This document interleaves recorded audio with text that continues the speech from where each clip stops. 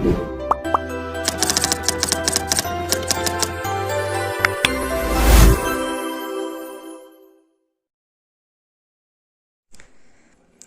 दोस्तों, स्वागत है आप सभी का आपके अपने चैनल मैथमेटिक्स क्लासेस पर। तो दोस्तों, आज की इस वीडियो में आपको मैं सिखाने वाला हूँ घन के बारे में। घन चैप्टर आज मैं शुरू करने वाला हूँ। तो आज की इस वीडियो में पूरी तरह से बने रहिएगा, बिना स्किप किए वीडियो को देखिएगा। और चैनल पर यदि आप नए हो तो चैनल को सब्सक्राइब कर लीजिएगा, ठीक है ना। तो चलिए वीडियो को स्टार्ट करते हैं। तो सबसे पहले हम जानते हैं कि आखिर घन होता क्या है। तो घन होता है वर्ग का 3D स्ट्रक्चर। वर्ग तो हमने आपको बताया ही था, जैसे कि वर्ग की जो चारों भुजा होती है वो आपस में समांतर होती है, यानी कि ये भुजा, ये भुजा, ये भुजा और ये चारों भुजा इसकी आपस में समांतर होती है। तो घन इसी का 3D एक स्ट्रक्चर है, यानी कि इसी से आप एक कमरा बना सकते हैं। तो जैसे कि इसी का 3D स्ट्रक्चर कुछ इस प्रकार से हम बनाएंगे और इसकी भी चारों भुजा आपस में बराबर है, ये भी और ये दोनों भुजा, यानी कि टोटल चारों भुजा इसकी आपस में क्या है, बराबर। तो 3D स्ट्रक्चर, और फिर इसको हम मिला देंगे, ये हमारी घन की आकृति बन जाएगी। यानी कि वर्ग के 3D स्ट्रक्चर को ही हम घन के नाम से जानते हैं। तो यहाँ पर घन में जो है, जैसे कि वर्ग में भुजा होते हैं, यानी कि चारों भुजा समान है, तो हम भुजा को A से डिनोट करते हैं।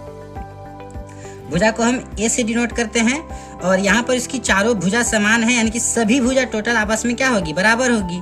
तो यहाँ पर उसको हम A से डिनोट करते हैं, ठीक है ना। तो A से डिनोट करते हैं। तो इसके जो है 3 फॉर्मूले हैं घन के।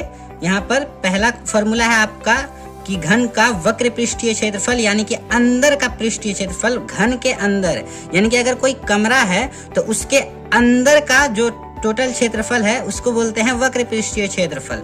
तो अंदर का क्षेत्रफल क्या होगा, और उसके बाद है घन का कुल पृष्ठीय क्षेत्रफल, मतलब कि टोटल जो घन का टोटल क्षेत्रफल है वो क्या होगा। और उसके बाद आता है घन का आयतन। तो आयतन यानी कि घन के अंदर आप कितना हवा भर सकते हो, उसे आयतन कहते हैं। तो ठीक है ना। तो इन तीनों का फॉर्मूला आज हम इस वीडियो में जानेंगे। तो चलिए सबसे पहला फॉर्मूला हम देखते हैं। तो सबसे पहला फॉर्मूला है घन का वक्र पृष्ठीय क्षेत्रफल। तो जो घन का वक्र पृष्ठीय क्षेत्रफल है उसका उस फॉर्मूले का 4a² होता है। 4a² यानी कि 4 मल्टीप्लाई a²। a को हमने किससे डिनोट करते हैं, तो भुजा से। तो a यानी भुजा स्क्वायर, तो 4 भुजा स्क्वायर। तो अगर आपको अगर भुजा दिया रहे और अगर आपको बोले कि घन का वक्र पृष्ठीय क्षेत्रफल निकालिए, तो आपको 4a² वाला फॉर्मूला लगा देना है, आपको आंसर मिल जाएगा। उसके बाद चलिए दूसरा फॉर्मूला देखते हैं। दूसरा फॉर्मूला है हमारा घन का कुल पृष्ठीय क्षेत्रफल। तो इसका जो फॉर्मूला होता है वो होता है 6a²। तो इसमें भी देख सकते हैं कुछ भी चेंज नहीं है, बस यहाँ पर 4 था आपका, यहाँ पे 6 आ गया है। तो यहाँ पर भुजा अगर दिया रहेगा तो भुजा के जगह हमें उसका मान पुट करना है और इसको 6 से मल्टीप्लाई करके हमारा आंसर निकल जाएगा। चलिए तीसरा फॉर्मूला और लास्ट फॉर्मूला देखते हैं, जो कि है घन का आयतन।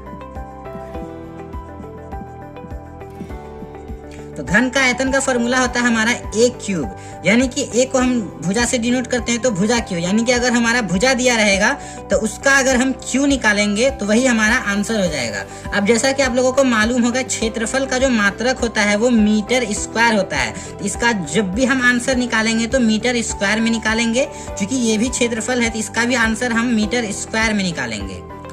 और घन का जो आयतन है, तो आयतन के लिए जो आयतन का मात्रक होता है वो हमारा होता है मीटर क्यूब। तो अगर हम इसका आंसर निकालेंगे तो वो होगा हमेशा मीटर क्यूब में आंसर आएगा। तो ये थे हमारे घन के 3 फॉर्मूले, और इसी से अब हम आगे क्वेश्चन बनाएंगे और इसकी फर्स्ट वीडियो आपको आज ही देखने को मिलेगी। तो यदि अगर आप चैनल पर नए हो तो चैनल को सब्सक्राइब कर लीजिए, और अगर आपको ये वीडियो पसंद आई है तो वीडियो को लाइक कर दीजिएगा और अपने फ्रेंड्स पे इस वीडियो को ज़्यादा से ज़्यादा शेयर कीजिए। तो चलिए मिलते हैं नेक्स्ट वीडियो में, तब तक के लिए इजाज़त दीजिए। खुदा हाफिज़।